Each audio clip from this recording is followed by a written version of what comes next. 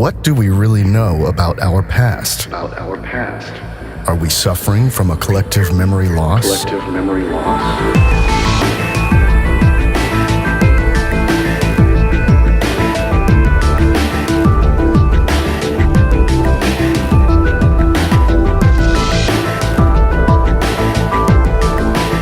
Was there a technically advanced, unified civilization on Earth less than 500 years ago?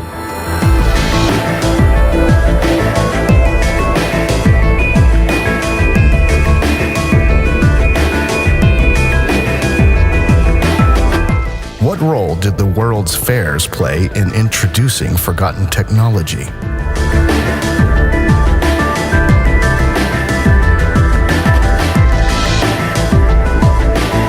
Why did human knowledge suddenly explode in the 19th century?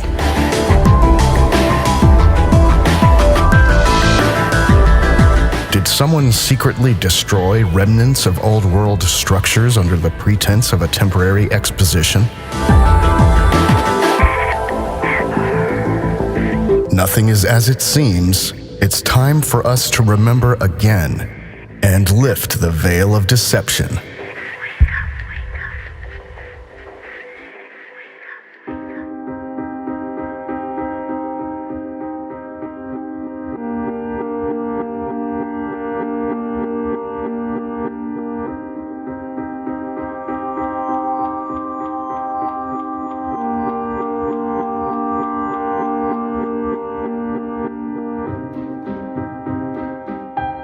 Collective memory.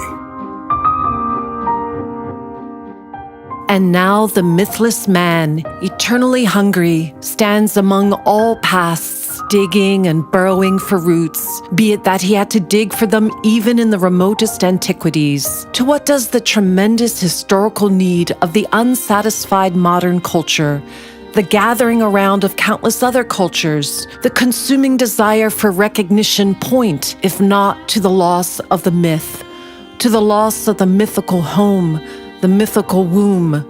Without myth, however, every culture loses its healthy creative power. Friedrich Nietzsche, The Birth of Tragedy from the Spirit of Music. The most pressing problem of man today is the loss of meaning. Meaning is rooted in the past. When knowledge of the past fades, so does the meaning of life. Today's man does not know where he comes from, who he is, and where he is going. He has become a pawn in the hands of powers that can direct him at will. Uprooted from his past, there is no foundation. And without a foundation based on reality, there is no way to develop an objective understanding of the world. Only the way back to one's roots gives meaning back to life. Epigenetics, the study of heritable changes in gene expression that are not directly encoded in our DNA, suggests that our life experiences, such as hardships, traumatic experiences, etc., are passed on to subsequent generations. Mythological and religious traditions go even further and speak of a collective memory.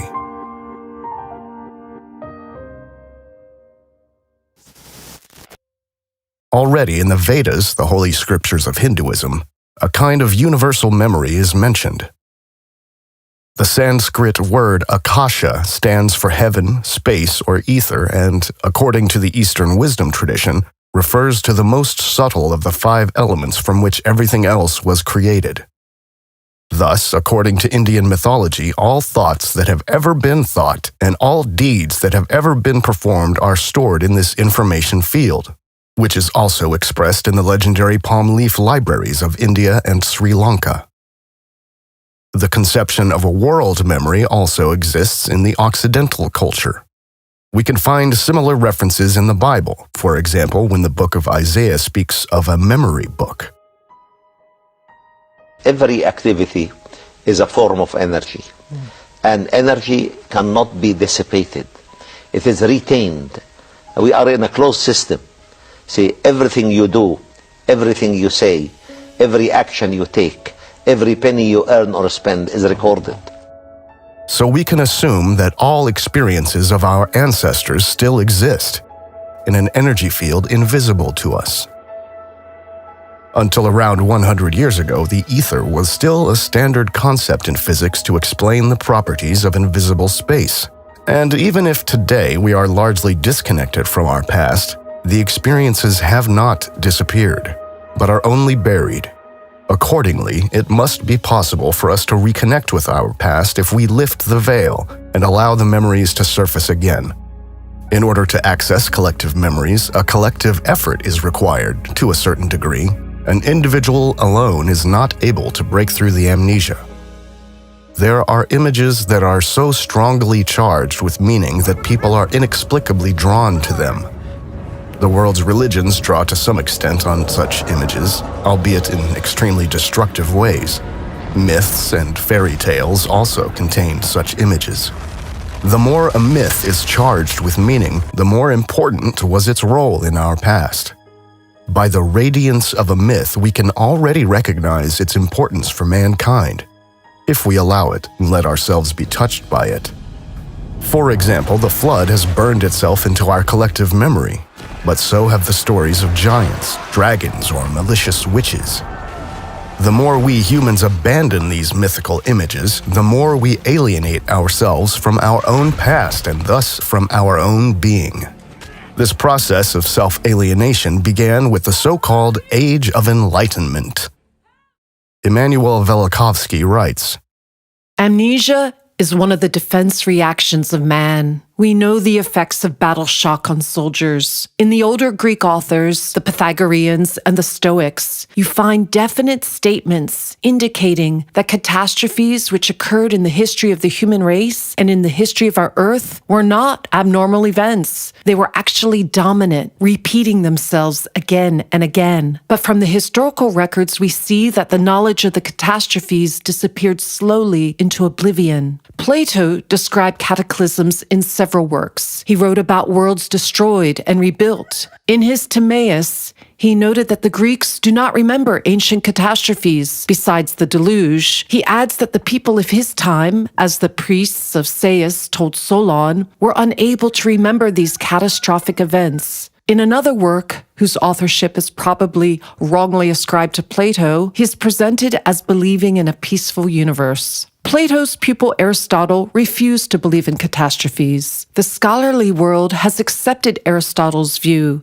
that the planets can never change their motions. He, more than anyone else, is responsible for the continuing belief that we live in a safe world, on a planet to which nothing like collisions can happen. Aristotle argued that those who believe in celestial catastrophes should be brought to trial and, if convicted, punished by death. Because of man's aversion to knowing his past, science has been greatly retarded, pretending unreality to be as truth. The Darwinian revolution was also a regression. Disturbing evidence was ignored. It was as if he worked with closed eyes. Darwin proposed that only the fittest survive. His notebooks from the only field trip he ever undertook contained descriptions of cataclysmic disruptions. He wrote that nothing less than the shaking of the entire frame of the earth could result in the mass annihilation of life forms that he observed. Darwin did not accept the implications of the evidence that he saw with his own eyes. The Darwinian revolution was the rebirth of Aristotle, whose ideas had lost ground, if not at the time of the Renaissance, then in the Age of Enlightenment. Even in the Age of Enlightenment, men espoused ideas of a peaceful earth.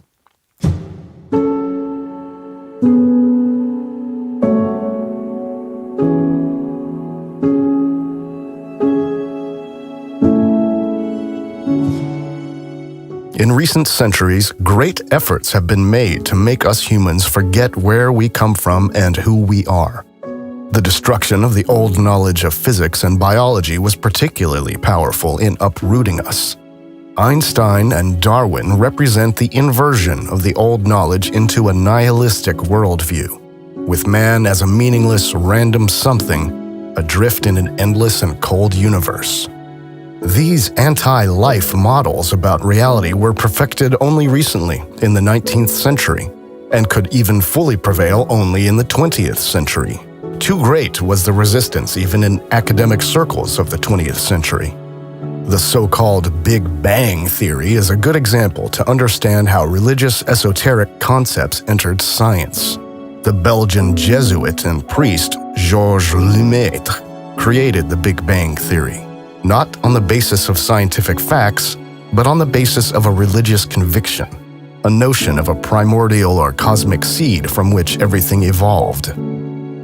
At that time, the Jesuits were given the task of embedding the myths of the origin of the world in a scientific-sounding framework.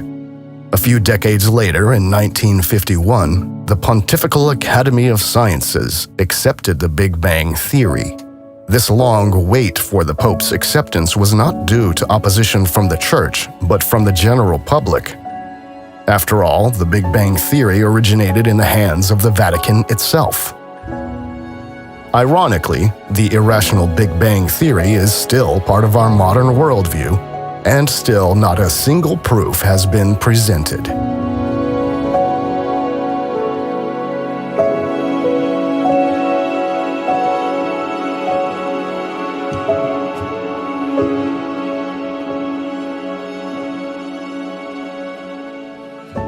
The nihilistic and mechanistic worldview represented by Rousseau and other so-called masterminds of the Enlightenment could only flourish on the breeding ground of industrialization. After all, industrialization turned man into a mechanical being who was reduced to material aspects.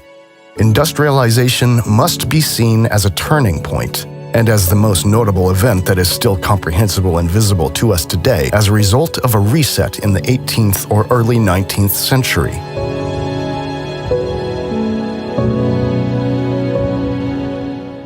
This reset followed an event that also brought about the so-called mud flood. All over the world, the buildings of the old world were partially submerged in the earth, and the former first floors were thus usually converted into cellars. Little is known about the cause of the mud flood, possibly a world war we don't remember or an electromagnetic plasma event.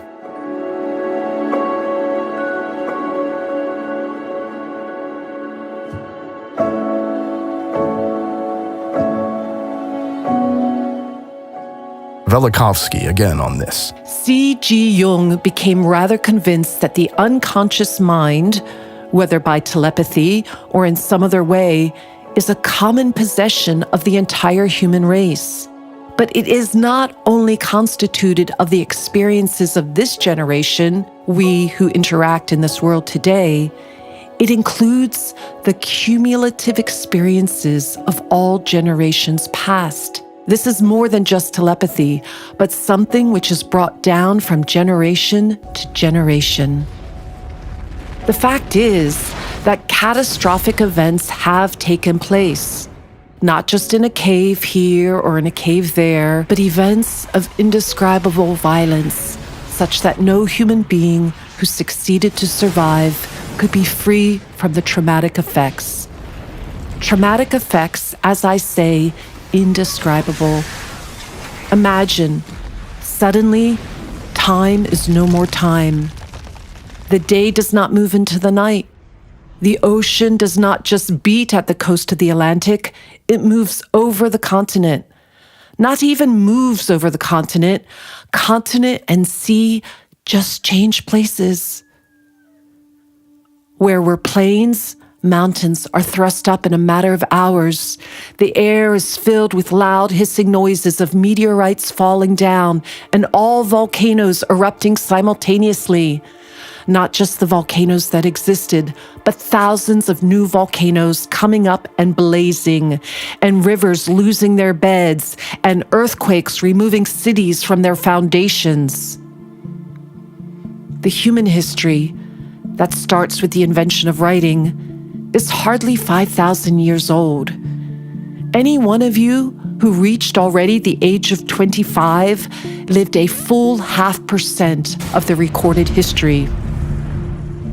Before I finish, I will read you a letter from one of my readers.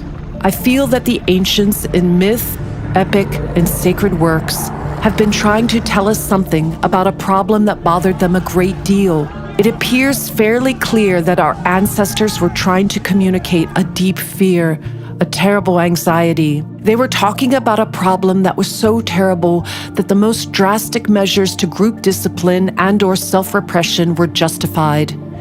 It was a powerful fear. It is sometimes suggested that the Bible can directly be applied to modern life, and that all the ancients were really writing about were the problems of survival while avoiding neurosis, worries, unhappiness, and so on. To me, that approach is very unconvincing. The God those people were writing about was terrifying. In the Old Testament, he is the God of wrath. And in the New Testament, as Albert Schweitzer, among others, has pointed out, he is about to end the world in Jesus' lifetime or shortly thereafter. He was dangerous and violent. Rock, fire, flood, hurricane, and similar weapons he used on those he judged ill of. That's what the ancients wrote, and I see no point in trying to water it down. That's what they meant. They were really scared. Emanuel Velikovsky. Morphic resonance is a connection across time from the past to the present. And it's a process that occurs between organized patterns of activity on the basis of similarity. What it means, in effect, is that each species has a kind of collective memory. According to biologist Rupert Sheldrake, collective memory is inherent to nature. Living systems have a collective memory of all past experiences of the entire species. This memory exists in an invisible but real energy field. Our collective memories are still there, but since the dawn of modernity, they mainly break through in supposedly fictional stories, e.g. in Tolkien's Lord of the Rings universe. Tolkien wrote down his story, rooted in Germanic mythology, during the First World War, at exactly the time that can be recognized as the final destruction of the old magical world. World War I marked the beginning of the civilizational descent into soulless modernity. Perhaps Tolkien had to write down his vision of Middle-earth because the human psyche cannot survive without a connection to reality, even if this connection is maintained via supposedly fictional stories. It is interesting to note in this context that fantasy stories are also an invention of the industrial age. It was only around 1850 that fictional novels became suitable for mass consumption. Could it be that people were not interested in immersing themselves in dissociative worlds as long as life itself was full of meaning and conveyed a higher purpose?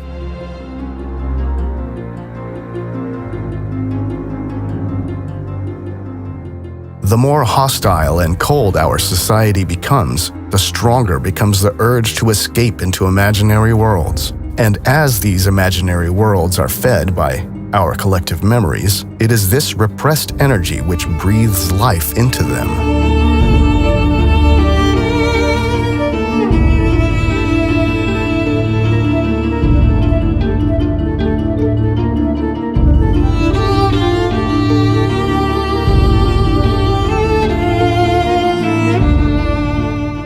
With the destruction of religions by so-called science founded by secret societies, people were deprived of one of the last connections to the past. But the truth wants to come to light again, and it will eventually resurface. Enormous efforts are being made to keep humanity asleep because our potential and true power is almost limitless.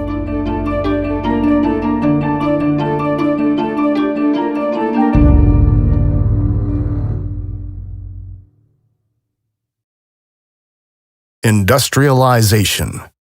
During the course of industrialization during the 19th century, far-reaching social changes occurred in the Western world. The extent of these changes has not yet been adequately understood. Aspects such as rural flight, mass impoverishment, orphanages, lack of hygiene in the cities, and related epidemics are known in historical research. But these are only the effects of the Industrial Revolution. A more elusive topic has been the question, what caused the massive technological upheavals of the 19th century? So far, the two most important questions have not been answered sufficiently. Why did the Industrial Revolution begin in England, and why precisely around 1800? If you break it down to its essence, the Industrial Revolution consisted of groundbreaking technological inventions that permanently changed social life, and enabled increasing automation of production. In particular, the development of the steam engine supposedly laid the foundation for the further development of electric and internal combustion engines, which form the foundation of today's society. The Industrial Revolution presents us with a conundrum. In terms of the official narrative, humanity bumbled along at a low state of development for thousands of years, only to suddenly undergo a massive leap in development within a few decades without any apparent external cause. To make matters even more absurd, since the end of the Industrial Age, mankind has again found itself in a period of technological stagnation. The supposed inventive spirit of Central Europe and Germany in particular, which historians say made industrialization possible, seems to have vanished. The role of the United Kingdom is central to understanding what was really behind the so-called Industrial Revolution. In historical research, it is commonly believed that the Industrial Revolution began as early as the mid-18th century, around 1760. In fact, however, little evidence can be found to support this claim. According to various historians, Cameron, Adams, McCloskey, there is no evidence of industrialization in contemporary literature as late as 1830. We must assume that the ruling forces backdated the course of the Industrial Revolution in order to somewhat diffuse its explosive character. In fact, the new technological knowledge was unleashed on humanity within a few decades by a small elite operating primarily from Rome, Vatican, Venice, London, and Washington. The true Industrial Revolution comes closest to what is commonly referred to in research as the Second Industrial Revolution, the phase of rapid industrialization beginning in 1860. What is being sold to us as inventions was, in all likelihood, a controlled release of technologies that were widely available and powered by free energy before the reset. Free in the sense that everyone had direct access to the energy source. Only this time, the difference was that the technology was tied to scarce and hard-to-get resources, allowing the ruling powers to gain a monopoly on the production of goods. Since the Industrial Revolution, the worldwide generation and production of wealth has been controlled by a small group.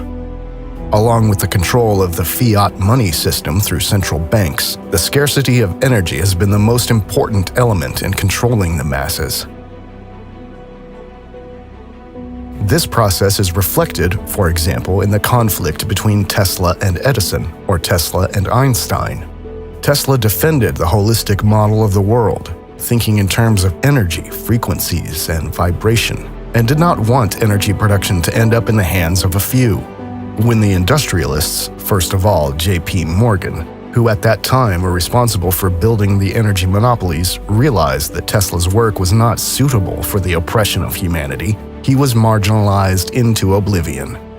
If, in reality, the Industrial Revolution did not take place until well after 1830, we are talking about a period of 50 years, roughly 1850 to 1900, during which the old knowledge was reintroduced in modified form. Not coincidentally, the first major World's Fair was held in London in 1851.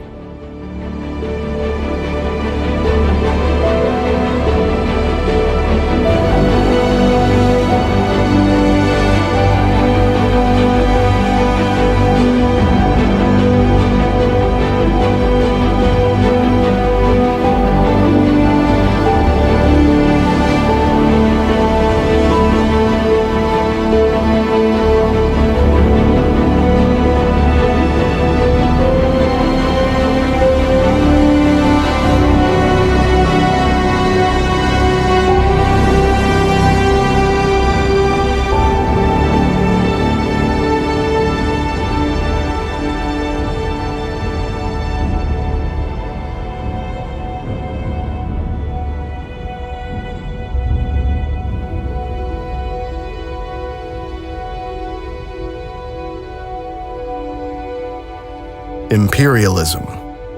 Why did the Industrial Revolution begin in England? Historians are in the dark. But the single deciding factor that set the British Empire apart from all other countries at the time was colonialism and imperialism. The British Crown controlled a large part of the so-called New World, and the Crown, of course, stole not only labor and goods, as historians like to portray, but the remaining knowledge from before the reset as well. And knowledge includes technologies. Officially, much of India's knowledge is said to have been wiped out by a genocide of Indian scholars and a series of invasions over the course of the last 1,200 years, but evidence suggests that it was British colonialism that significantly mutilated India's culture. For example, one of the main activities of the Asiatic Society of Bengal, officially founded in 1784 and under the patronage of Warren Hastings, was to systematically collect and preserve ancient manuscripts of India, as well as inscriptions in stone and metal, icons, or ancient coins. And Friedrich Max Müller, one of the founders of the Western academic field of Indian studies, was paid by the East India Trading Company to translate the Vedas, to distort them permanently, and to create arbitrary dates. Thus, on December 9, 1867, he wrote to his wife, I feel convinced, though I shall not live to see it, that this edition of mine and the translation of the Veda will hereafter tell to a great extent on the fate of India and on the growth of millions of souls in that country. It is the root of their religion, and to show them what that root is, I feel sure the only way of uprooting all that has sprung from it during the last 3,000 years. Friedrich Max Müller. In a book titled The Truth About Us, The Politics of Information and Society from Manu to Modi, Sanjoy Chakravorty shows that even the current understanding of the caste system was developed only during British colonial rule, at a time when the colonial power's power over information was absolute. Anthropologist Susan Bailey noted that, well into the colonial period, much of the subcontinent was populated by people for whom the formal distinctions of caste were of limited importance, even in parts of the so-called Hindu heartland. The institutions and beliefs that are often described today as elements of the traditional caste system did not emerge until the early 18th century. Susan Bailey. even the pre-colonial written records in royal court documents and travelogues studied by professional historians and philologists such as Nicholas Dirks, G.S. Gurry, Richard Eaton, David Schulman, and Cynthia Talbot make little or no mention of the caste system.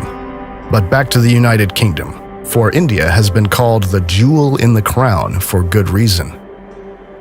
Michelle Gibson writes, European colonialism intentionally created divides over almost the entire landmass of the earth, creating new countries from lands that were taken, as well as divisions and discords between people that originally existed in harmony worldwide. It also diagrams the means by which power and control were consolidated worldwide, mostly starting out as trading companies that ended up being very powerful in their respective regions. And after gaining complete control, transferring power and control of the regions to their respective European empires. India was called the jewel in the crown of the British Empire, and its largest and most important overseas possession. Much of the British Empire was built around India, in order to provide routes to or protection for India. India was prosperous and rich in spices, silk, indigo, gold, cotton, and other products and resources. Trade with and eventual political dominance of large parts of India was what provided Britain with large parts of its wealth in the 1700s through 1900s. We can imagine that before the reset, the European countries had embassies in India and there was a lively cultural exchange of values and goods, which collapsed only in the wake of the cataclysmic events. A new European elite took advantage of the power vacuum created by the collapse of the advanced civilizations and transformed the formerly existing trade structures into all-consuming power apparatuses.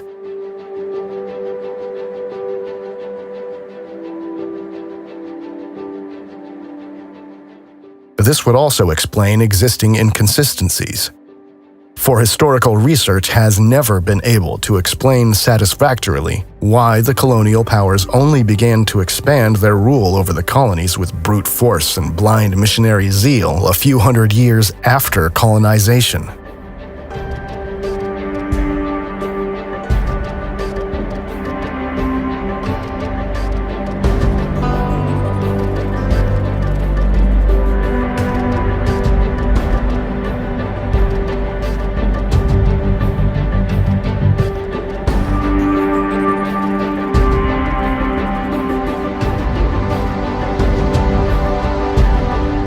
This so-called high imperialism began in 1850, with the suppression of the Indian Rebellion of 1857 considered a key event.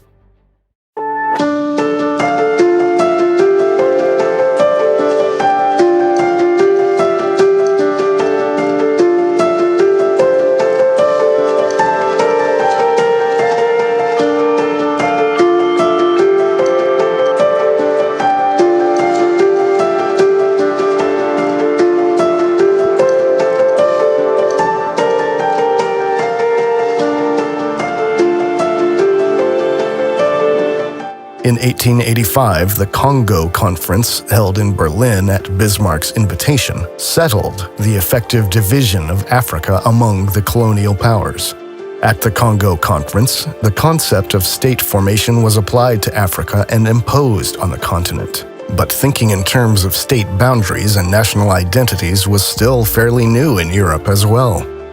In 1884, the Washington Agreement enforced the worldwide time system according to Greenwich Mean Time, which had been introduced in the British Empire in 1847.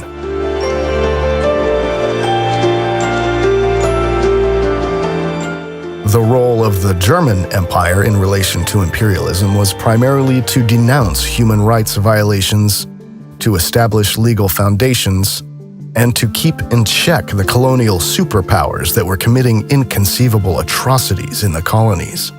However, in the course of falsifying history after World War II, German imperialism is nowadays usually portrayed in a negative light. Based on this lie, the German colonies were divided among the other colonial powers after WW1. To outline the research of colonialism expert Bruce Gilley. German East Africa, a German protectorate, was a complete success. The Germans brought peace to Africa, the Pax Germanica. They successfully put down the Magi Rebellion from 1905 to 1907, and reforms after 1907 ushered in an era of progress. Workers' rights for natives, an end to forced labor, prohibition of slavery, and compulsory education were German achievements that eclipsed all other colonial powers. The Germans were extremely popular in East Africa. That's why World War I lasted so long in East Africa, because the native fighters were so devoted to the German Empire that they continued to fight until the bitter end in the fall of 1918. Since 1907, there were councils for the interests of the Africans, a decentralized administration, and administrative schools for a local elite. Harry Rudin wrote, "The comment often heard about the Germans was that they were strict, sometimes harsh, but always just." An interesting note about the German colonial period in Africa is that it was the German physician Robert Koch who found a cure for sleeping sickness, which was then stolen by the French and used throughout the country starting in the 1920s. Heinrich Schnee, the last German governor of East Africa, coined the term colonial guilt lie in the face of British lies. Bruce Gilley. Most of the official history of colonialism between 1500 and 1800 is probably largely fabricated, which includes the notion that the Spanish were responsible for the impressive South American architecture, or that the British rebuilt India from the ground up. This is all a lie. Instead, sometime between 1700 and 1850, a worldwide cataclysm occurred by which the unified culture broke apart and most knowledge about free energy and high culture was lost. people were collectively thrown into a dark age in which they began to focus on survival and experienced a period of suffering and deprivation. The now dominant power elite, upon coming to power, reintroduced some parts of the old knowledge to change society in a way that suited them. This time period is known to us as the Industrial Age.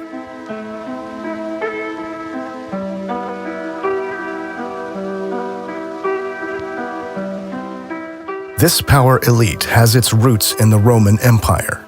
The countries of the Western Roman Empire gradually became huge economic and warlike nations. Italy, Venice, Portugal, Spain, France, Britain, the Netherlands. The first financial center was established in Venice, which was later moved to Switzerland. All those who did not want to submit to the church were killed or fled towards Germania. The approach of the church corresponds to the tactics of the Roman conquests. The church then divided the territory and set up its own administrators in these areas. The subsequent emergence of the high nobility, all of them loyal to the church, can be attributed to this. The Roman army was at one point dissolved and divided into knightly orders. Germany, as a stronghold of Protestantism, was able to resist these ecclesiastical forces a little longer, but was also taken over at some point, as was the Muscovite Tartary, the former empire of the Scythians, which was taken over by Russia. Since then, the European powers have all been controlled from behind the scenes by the Kabal, and they managed to make it look like Britain, Germany, France, Portugal, Spain, and Russia were competing with each other. But they were actually working together. The Hohenzollern and Orange-Nassau noble families simultaneously controlled Britain, the Netherlands, the German Empire, as well as the Russian Tsarist Empire. The Habsburgs, funded by the Fuggers, controlled Central Europe, the Vatican, and parts of Western Europe. So the Russian Tsarist Empire was already in the hands of the Cabal, moving from Prussia to Russia, and Russian history was written in the 18th century by Western European academics, who also occupied the most important positions in the newly founded Russian Academy of Sciences. The Russian Empire was then deployed to destroy the Great Tartar Empire. The heart of the darkness lay in Western Europe. It was a race against time, for most of the world was just recovering from the reset, and all the Europeans had to do was get a few of their people on ships, get them quickly to the ruined kingdoms, kill or expel or manipulate the rulers, and proclaim a new political system.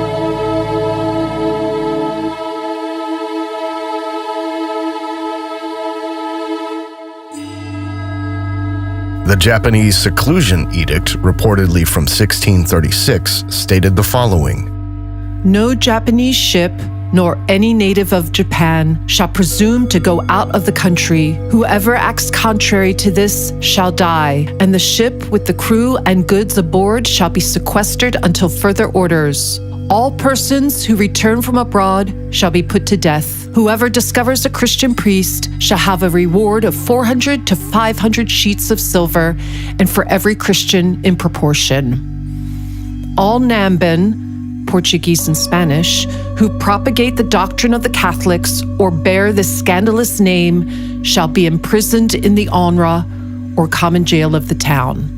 The whole race of the Portuguese with their mothers, nurses, and whatever belongs to them shall be banished to Macau. Whoever presumes to bring a letter from abroad or to return after he hath been banished shall die with his family. Also, whoever presumes to intercede for him shall be put to death.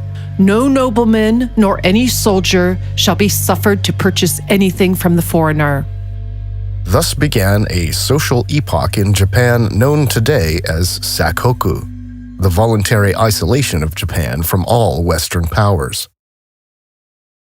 It was not until 1853, 2 years after the First World's Fair in London, that the West actually succeeded in turning Japan away from its peaceful, self-sufficient life.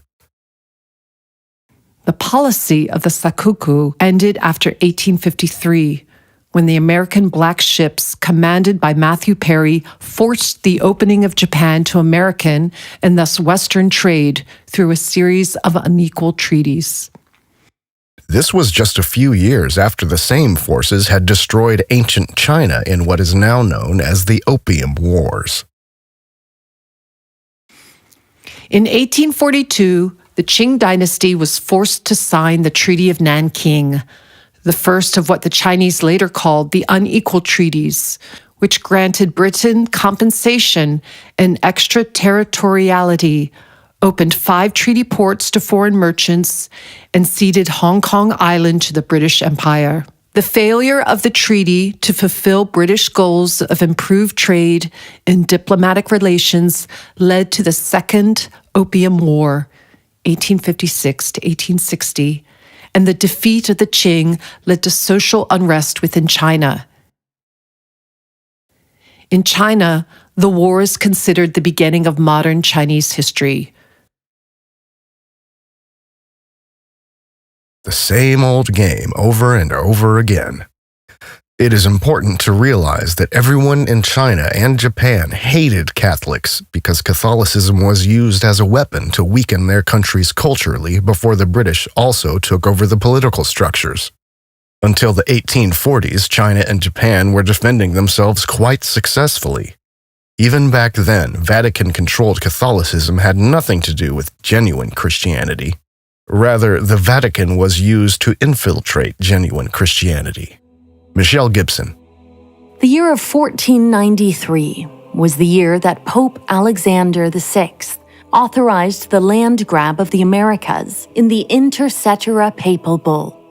This papal bull became a major document in the development of subsequent legal doctrines regarding claims of empire in the New World, and assigned to Castile and Spain the exclusive right to acquire territory, to trade in, or even approach the lands laying west of the meridian, situated 100 leagues west of the Azores and Cape Verde Islands, except for any lands actually possessed by any other Christian prince beyond this meridian, prior to Christmas 1492. Michelle Gibson. The emperor of the Roman Empire became the Pope of the Roman Catholic Church. The famous papal bull Unum Sanctum, supposedly dating back to the Middle Ages, was intended to cement the absolute rule of the Pope. The last sentence of this bull reads, "But we now declare, say, and define that it is absolutely necessary for salvation for every human creature to be subject to the Roman pontiff." Thus, the Pope legitimized himself as the sole representative of God on earth. The so-called heretical Christian communities, such as the Albigensians and Cathars, condemned the papacy as the Church of the Antichrist and considered themselves the successors of the true Christian heritage, which, however, was allowed to continue only in secret. Papal Catholics were accused, among other things, of being responsible for the mysterious fires that destroyed entire cities. The monument in the city of London about the London Fire of 1666 still read until 1830, "The most terrible destruction of this city, begun and carried on by the treachery and wickedness of the papal faction." Western historians confused Jesuit Catholicism with Christianity and accused Japan and China of blindly hating all Christians, while omitting all facts proving the obvious interference of the Jesuits and the Catholic Church in foreign affairs. Thus, regarding the reshaping of the Chinese chronology, we read the following from Uwe Topper in The Great Forgery Event. Perhaps the most lasting effect of Jesuit work, however, lay in the reshaping of Chinese chronology and its alignment with Western data. The creation of a chronological system was quite new for the Chinese. It was done according to the Latin model, and on the whole, in the spirit of the Catholic Church. The whole process took a century and a half and was finally terminated by the Chinese from 1735 by force. As a result of the immense work, the first complete work of Chinese history appeared in 1778, something that had never been done before in China. There were not only the dynasties, the order of emperors, and their dates of reign, but also the transfer of these dates to the European timescale. Although the errors in it are always criticized, the work has not become obsolete to this day, but has remained in principle the guide for our sinologists, even if they should no longer be aware of it. Uwe Topper. With this rewriting of the chronology, the Jesuits laid the groundwork for the British takeover of China in 1842.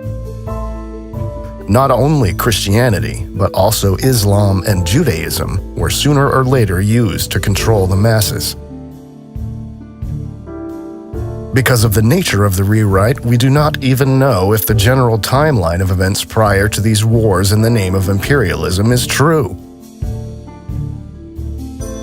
The timeline for many events around the world was artificially extended to give more credence to the idea of a centuries-long process of colonization, and to distract from the fact that until the reset, there was a unified civilization of multiple independent cultures that traded peacefully with each other.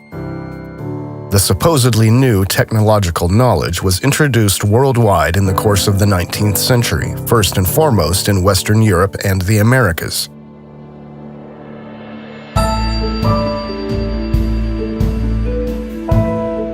An important role in the reintroduction of the old technologies, in the new guise of energy scarcity, was played by the world's fairs. From 1851 onwards, countless world exhibitions were held. Today, this tradition still exists in the form of the expos, but in principle they no longer play a role, since there have been no real technological breakthroughs since the two world wars, with the exception of information technology, which is being deliberately developed to bring the dystopian vision of transhumanism to the world.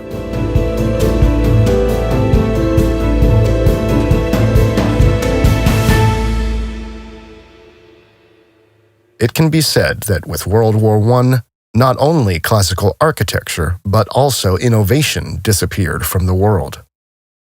Before industrialization, there was only one form of sophisticated architecture in the world, known today as historicism or revival architecture, because according to the official narrative, virtually all of these buildings were created only in the 19th century, supposedly as a recourse to ancient Greco-Roman architectural trends.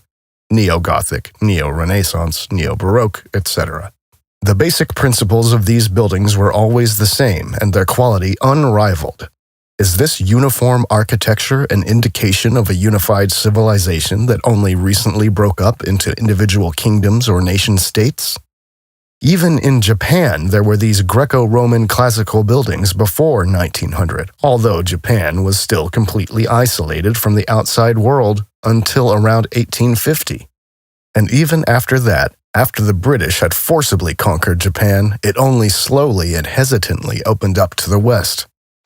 The German chronology critic Christoph Pfister writes in his book The Matrix of Ancient History about the chronological dating of European building culture. It turned out that today's Occidental building culture, the emergence of today's medieval cities, date back about 300 years before today. Before that, according to today's linguistic usage at the beginning of the 18th century, there was still a culture in Europe that can be called Roman, or rather, late Roman. In a political sense, too, there seems to have been a late Roman Empire. In this, however, the political center of power shifted from Gaul to Germania. The collapse of the late Roman Empire was a fact. However, it cannot be said what the causes were. Natural disasters, epidemics, political, economic, and cultural factors are mentioned as triggers. The breakup of the old Roman power created the basis for a new, modern culture. This was, in a sense, rebuilt on the basis of a tabula rasa. There was a turning point of culture with apparently only few connecting points to the former civilization. The cultural dynamic of Europe was expansive towards the outside. Towards the west, the discovery and colonization of the two Americas and then of Africa and Asia took place. The successful colonization of the New World and East Asia saved Europe and gave it a privileged position as a world colonial power from about the middle of the 18th century. The New Europe, which emerged in the first decades of the 18th century, first invented the written language that has been preserved today, and thus the written culture. Art and architecture, too, were largely created only after the great political and cultural break. Christoph Fitzer. In other words, the colonization of the world did not take place until 1700 at the earliest, but was backdated by the falsifiers of history on behalf of the imperial powers. Imperialism developed as a reaction to an event, possibly a war or a natural disaster, which wiped out the old, so-called ancient world and left a power vacuum. Western Europe managed to emerge from this vacuum as a winner. Imperialism was kind of a worldwide raid by the Western European powers to grab the countries of the world that had been devastated by the catastrophe. The conflicts between the individual colonial powers, Spain, Portugal, England, Germany, etc., that have been handed down historically are part of the game of hide-and-seek played by the European power elite organized in secret societies and shadow organizations. But these conflicts took place only on a superficial political level because, as is the case today, public decision-makers were rarely privy to the real plans.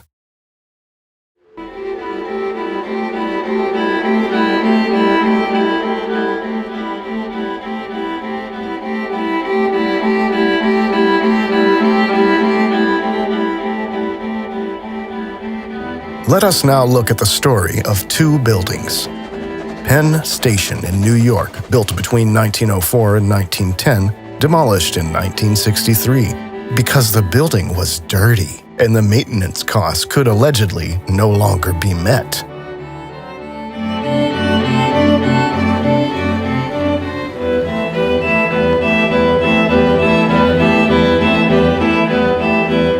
Built in the Greco-Roman style.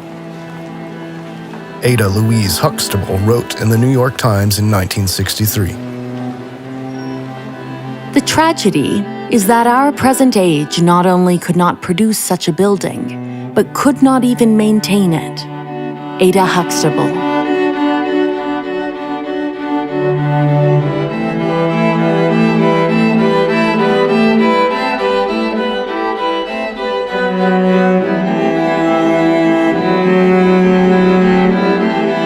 Erie County Savings Building, built in 1893 in the neo-Romanesque style. We read about the demolition of the Erie County Savings Bank building in 1968 in the Buffalo Evening News. Every evening for more than 3 months, a battle was fought in Shelton Square between her and two cavernous cranes. The latter attacked with two primitive means of offense, a pair of jaws and a rock, or in modern wreckers' parlance, a clam bucket and a busting ball. The former weighed in at 3 tons, the latter at 3.5. The fight was one of the toughest in veteran wreckers' memory. For a wrecker to admit resistance is like a weightlifter confessing his muscles are getting flabby. It began at 4:30 in the afternoon and continued through 7:30 the next morning, 5 days a week. A crowd of variable size would gather to see the kill. It was the show of the town. Whole families arrived in station wagons from the suburbs. The original plans of the building were made available when the crane operations of the 25-man demolition crew began to munch at the building, however. It was evident that plans and reality did not agree. The roof, with its turrets and gargoyles and finials, was the toughest. A finial, lifted intact like a birthday candle to the ground, measured 3.5 feet high and weighed an estimated 600 pounds.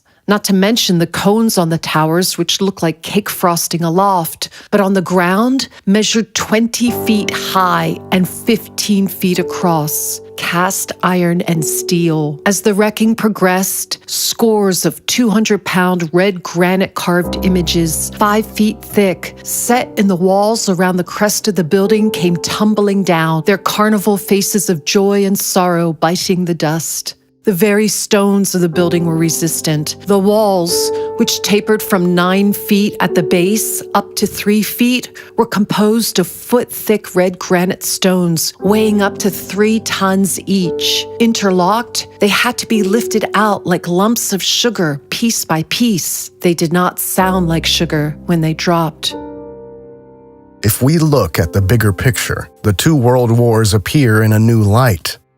The colonization of the world took place later than we are told, only in the 1700s. By the early 1900s, most of the world was under the control of the European elite-controlled colonial powers, primarily England, France, the Netherlands, Spain, Belgium, Portugal, Russia, Italy. These nations were all already infiltrated by secret societies. Then, with the 2 world wars, European culture itself was largely destroyed, and as a result, people were deprived of the ability to remember. The wars created a collective trauma that made it difficult to connect with the pre-war period. If we look at the earliest photographs from the former colonies, particularly India, we see a world in ruins and people who are not suited to the structures in which they live. These photos resemble 18th and 19th century landscapes of Europe. If we ignore the official timeline for a moment, we can entertain the thought that our world was laid in ruins not too long ago, and that this event allowed parasitic forces to establish a new world order. This new world order is still in the making, and has as its goal the complete uprooting of man from his being and his history. The 19th century saw the conquest of the last part of the Tartar Empire by the Russian Empire. The independent, or free Tartary, as it was called on the old maps, was located until about 1870 directly east of the Caspian Sea in the territory of today's Uzbekistan, with cities like Samarkand and Bukhara. However, Tartary is not mentioned in the official history of Uzbekistan. Anatoly Fomenko writes on the subject of independent Tartary. Unlike Moscow Tartary, the fate of independent Tartary is known. It was conquered by the Romanovs in the middle of the 19th century. Samarkand, the capital of the independent Tartary, was seized by the Romanovs' army in 1868. A few decades later, the Soviets, on behalf of the Kabal, destroyed large parts of the Central Asian remnants of the Old World in the name of communism. The First Anglo-Afghan War, the settlement of New Zealand and Australia, and the gold rush in the American West also fall within this period.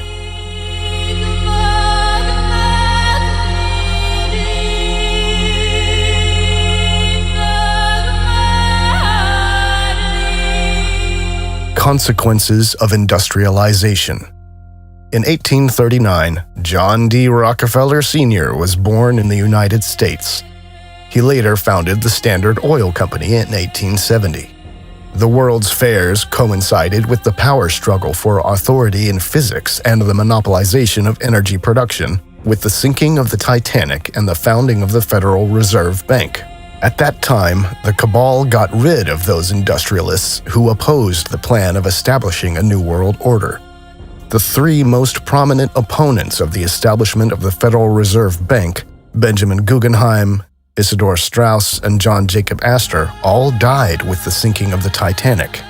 The Titanic belonged to J.P. Morgan, one of the string pullers behind the creation of the Fed, who spontaneously decided against being present at the maiden voyage. In 1910, the first plans for the foundation of the Fed took place on Jekyll Island. In April 1912, the Titanic sank. In reality, her sister ship, the Olympic, sank. And a year later, in 1913, the Fed was founded with the passing of the Federal Reserve Act.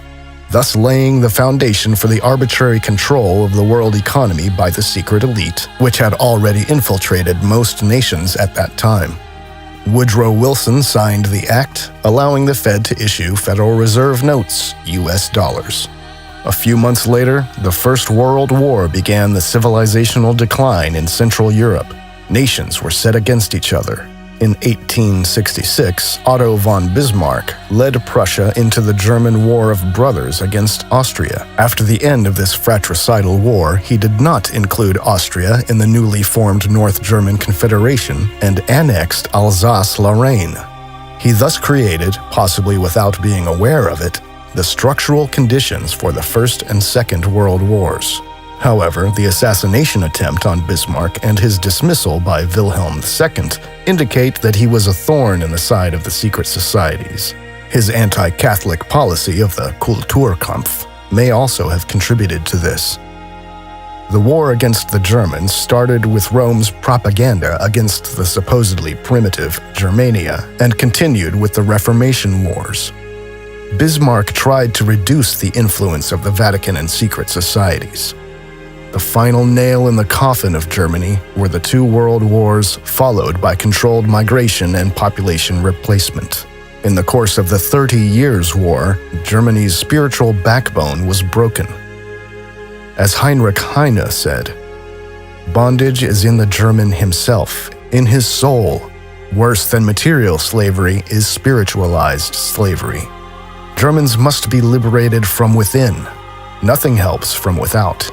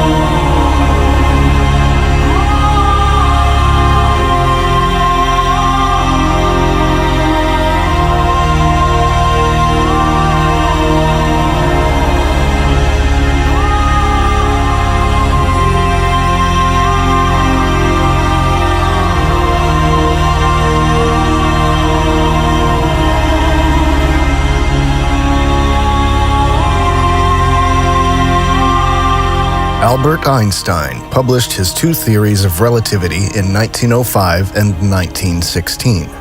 With the general theory of relativity, the ether was finally abolished in physics. General relativity was needed primarily to explain the properties of space without recourse to an objectively existing ether field. Even Einstein was so uncomfortable with this action in retrospect, presumably he realized at some point what his financiers had intended, that he later still tried to clarify that his theories would not work at all without the ether. But by then the damage was done, and he had fulfilled his role of eliminating the old knowledge of the holistic physics of the ether from science.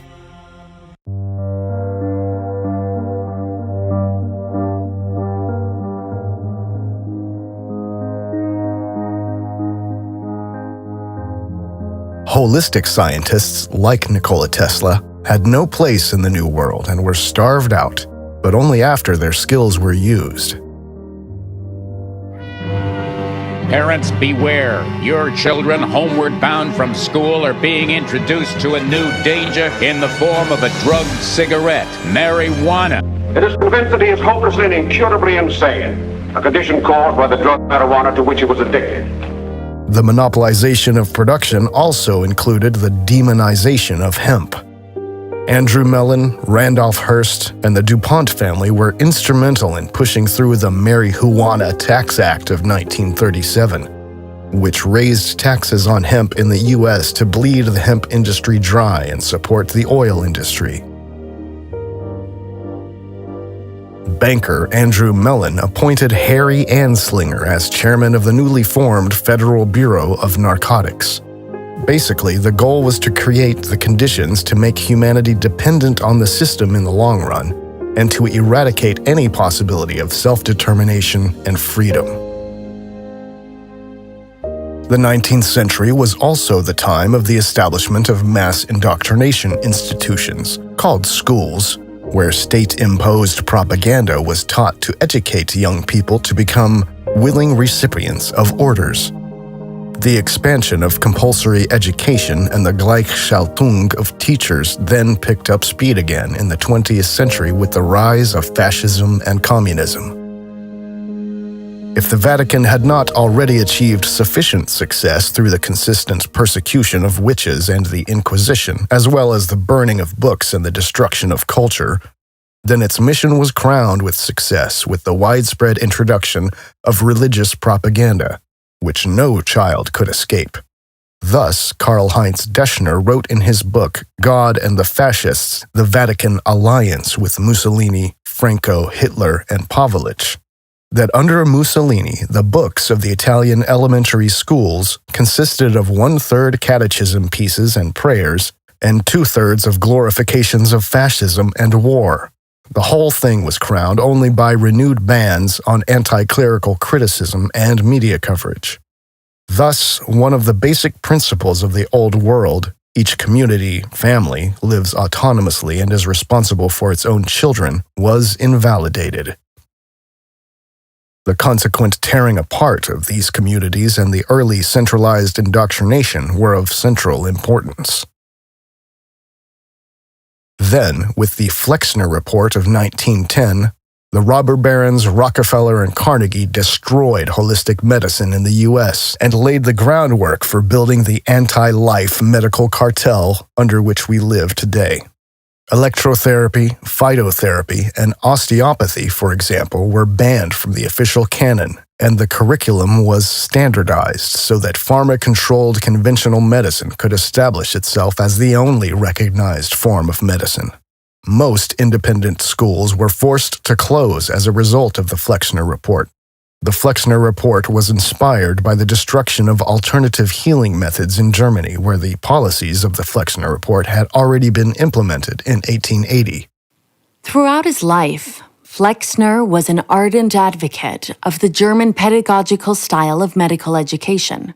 He firmly believed that medicine was a scientific discipline that could best be realized in America using the German model as a prototype. It was a system in which medical scientists were trained in university hospitals. Science as the animating force in the physician's life was the overarching theme, the zeitgeist, in Flexner's conception of the ideal physician. Thomas P. Duffy, The Flexner Report 100 years later. Every area of modern science is now dominated by an ideological doctrinaire establishment, in which positions are awarded to each other, and it is ensured that real insights are suppressed.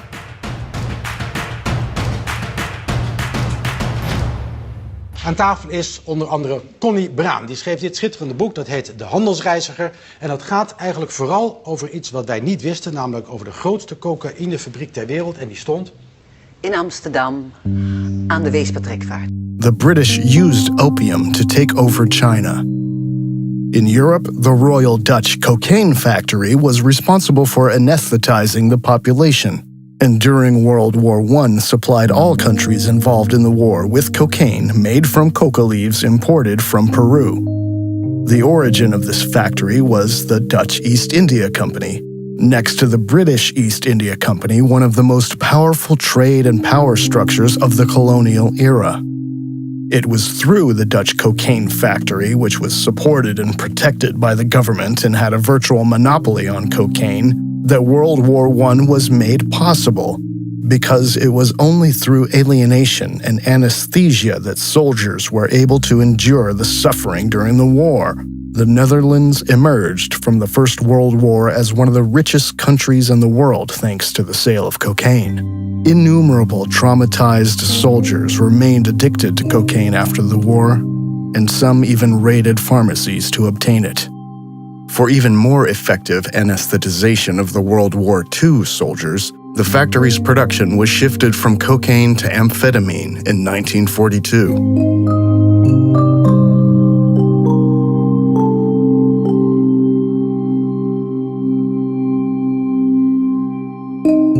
Michelle Gibson assumes that all the railroad tracks were just dug up and that all of the infrastructure, locomotives, cars, stations, was already in place as well.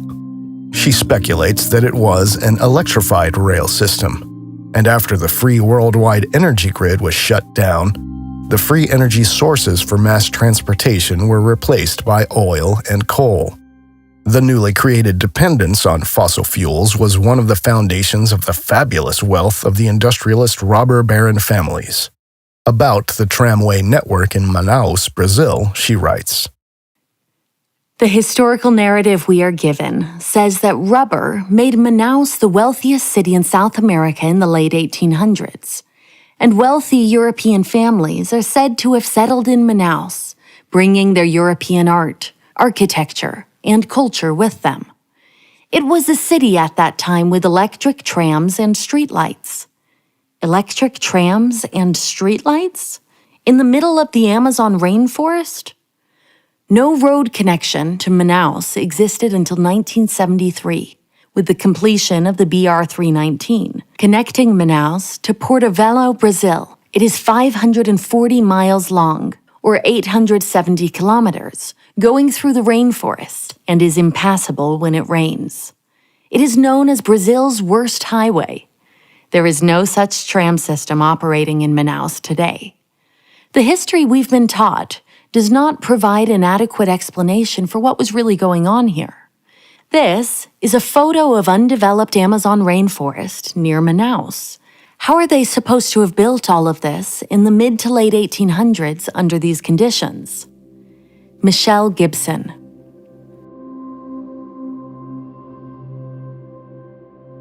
Isn't it a bit strange that directly after the sinking of the Titanic and the crash of the Hindenburg, the way of transportation was standardized worldwide so that almost exclusively petroleum is used? And this has not changed in the last 100 years. Why was the public never shown a single photo showing the beginning of the Hindenburg's fire, although 22 professional photographers were present at the event? Why was the static spark theory chosen as the cause of the Hindenburg's sinking, even though there was no evidence to support this theory? Why did all nations stop building airships after the Hindenburg burned?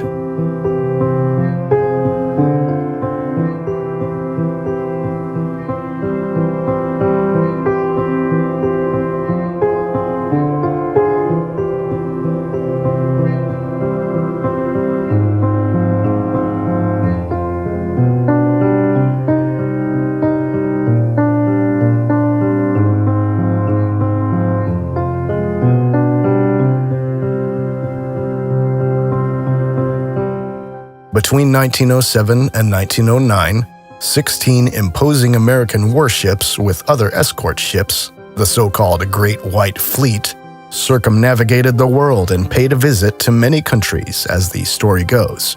Officially, the purpose was to demonstrate America's power to the world and to promote cooperation. But perhaps it was simply an inspection of the newly staked possessions around the world and an inventory of which kingdoms had not yet surrendered to the new order. The foundation of the world we live in today was laid at that time during the world's exhibitions. The technological knowledge of the old world was selected. One part of the knowledge was kept secret, the other part was presented to the public. One of the most important criteria in this decision-making process may have been whether a technology could be controlled by a central authority.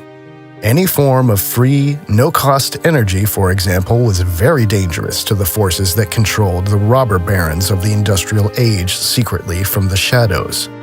It is important to understand that these industrialists had not earned their wealth themselves. They were born into elite families and chosen to play a role. These families and structures still exist today. Be it Elon Musk, Bill Gates, or Steve Jobs, none of them rose to power and money through their own efforts.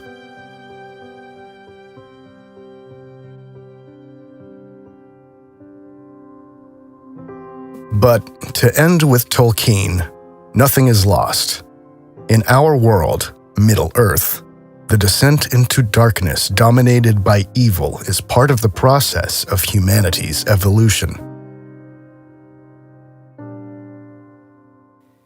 The old that is strong does not wither. Deep roots are not reached by the frost. From the ashes a fire shall be woken. A light from the shadows shall spring. Renewed shall be blade that was broken. The crownless again shall be king.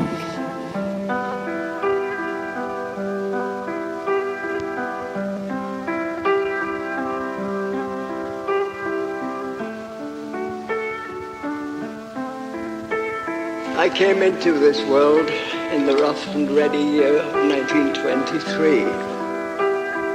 It was a barbarous time.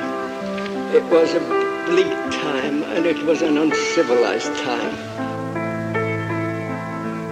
My memories stretch back almost 100 years, and if I close my eyes, I can smell the poverty that oozes from the dusky tenement streets of my boyhood.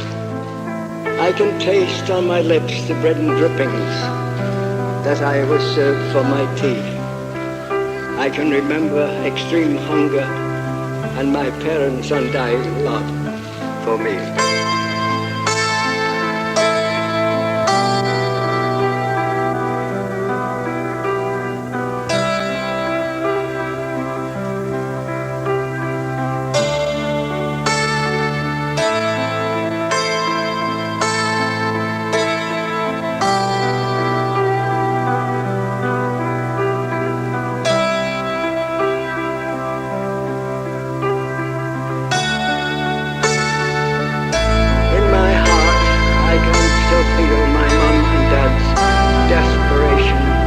They tried to keep our family safe and healthy in the slum we called home.